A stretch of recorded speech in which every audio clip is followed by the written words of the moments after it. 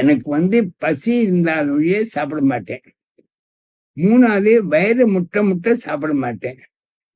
2 சாப்பாட்டுக்கு நடுவுல ஏதாவது வந்துன்னா அது அமிர்தமாவே இருந்தாலும் சரி அதை சாப்பிட மாட்டேன். உணவு கட்டு நம்மளுடைய டிசீஸ்ல வியாதிகள்ல முக்காவாசி வியாதிகள் வயத்துல இருந்தா வருது.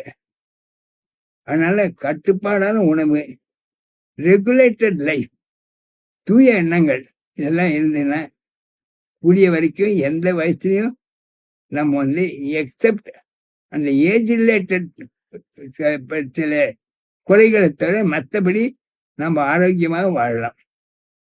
சரியான டயத்துக்கு சாப்பிடணும், குறிப்பிட்ட டயத்துக்கு படுத்துக்கு போகணும், அந்த அளவோட சாப்பிடணும்.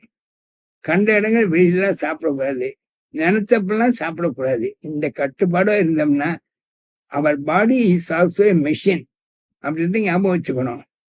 அந்த மெஷினை என்ன கொடுத்தாலும் அதை அரைக்கும் அப்படின்னு சாப்பிட்டே இருந்தோம்னா இது வருது இல்லையா? அதனால அதெல்லாம் கடைபிடிச்சதுனாக்கா நம்ம நன்மைக்காகவே சொல்றேன்.